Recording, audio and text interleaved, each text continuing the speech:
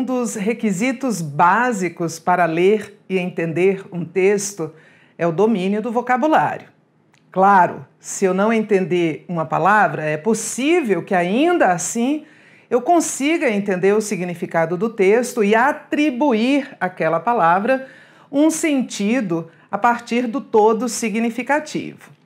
Mas é bom ter um vocabulário amplo, um vocabulário extenso, um vocabulário fora do senso comum dos textos. Ou seja, você vai fazer o concurso para especialista em políticas públicas e gestão governamental do Distrito Federal, gestor do DF. E é claro que o vocabulário de ciência política, de políticas públicas, de gestão governamental deve ser um vocabulário de absoluto controle e domínio da sua parte. Mas é bom estender este conceito. Ou ainda que seja um vocabulário específico da sua área, é bom que haja precisão no conceito.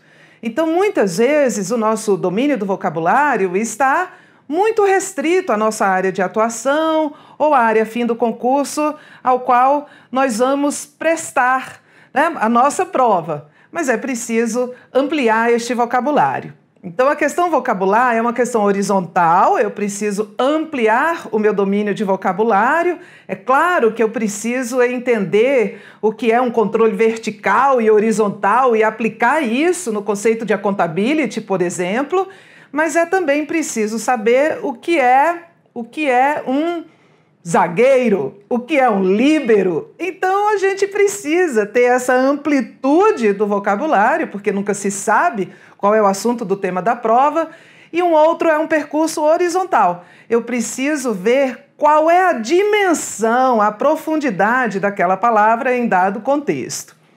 Como é, Tereza, que se amplia e se aprofunda o vocabulário? Por meio de leituras. E muitas vezes leituras não simpáticas ao nosso gosto pessoal. Então, precisamos nos expor a um vocabulário. E também, e acima de tudo, eu diria, é preciso ter curiosidade. É a curiosidade que nos move para o acesso ao conhecimento. Então, não custa nada procurar um dicionário, não custa nada ter um aplicativo de significado a que você recorra, de modo a que você sempre amplie este vocabulário. Claro, óbvio que não vamos ser dicionários ambulantes e termos controle de todos os significados possíveis de todos os vocábulos, mas é preciso tanto ampliar quanto aprofundar o significado das palavras, esse domínio, para fazer uma boa prova. Trouxe aqui 2 exemplos de questões sobre significação vocabular. Olha comigo. Primeira questão. Havia um texto em que há o seguinte discurso. Além de todos os desafios impostos pela inconstância e pela fragmentação das demandas sociais, vivemos um divórcio entre política e poder.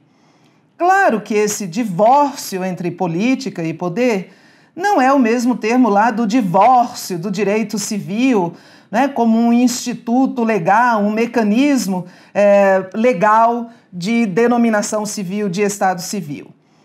Aqui houve um emprego da conotação, que é o sentido figurado, é o sentido contextual. E um divórcio é uma separação. O divórcio é como vai dizer o examinador, é um apartamento. Porque veja o que ele diz.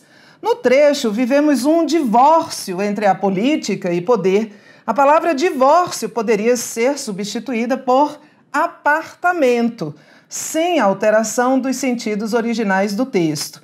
Apartamento no sentido de apartar, no sentido de separar. Eu vou apartar uma briga. O apartamento da briga é um substantivo que vem do verbo apartar, separar.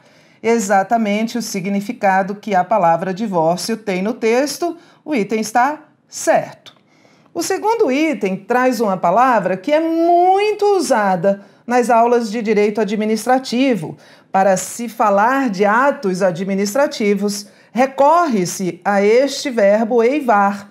E é comum que se diga que o ato estava eivado de vícios e, por isso, precisava ser anulado. Aqui neste texto, que fala de administração pública, a palavra eivada aparece no seguinte contexto. A antiga forma de administrar empregada pela administração pública calcava-se essencialmente em uma gestão eivada de procedimentos burocráticos.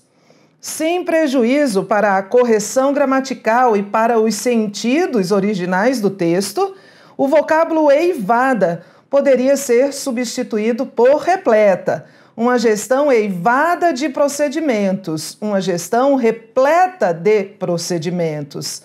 A correção gramatical está mantida, mas o sentido não. Por que não, Tereza? Eivada de procedimentos, repleta de procedimentos. Não, eivar é muito mais do que tornar repleto. Eivar significa contaminar. Então, eivada significa contaminada, corrompida. Claro está que a palavra eivada, que é particípio do verbo eivar, tem uma carga de significado muito negativa, que a palavra repleta, por exemplo, não tem. Então, eu não posso substituir eivada por repleta para o sentido, já que essa conotação negativa da palavra eivada não está em repleta. Por isso, o item está errado. É isso. Neste caso aqui, o que o examinador queria era a precisão, era um movimento horizontal, não, um movimento vertical de significação vocabular. E às vezes a gente erra por conta de uma bobagem, porque, eu achava que eivado era repleto, é uma palavra que a gente não pode errar, porque se a gente escuta isso na aula, evidentemente eu preciso atribuir a essa palavra um significado preciso, com uma carga de sentido negativa, porque é corromper, contaminar, que o repleta não tem. Então, minha dica para a significação vocabular é que você busque a ampliação do seu vocabulário e o aprofundamento e a precisão do seu vocabulário. E para isso você precisa de curiosidade. Basicamente é isto. Bons estudos, um abraço.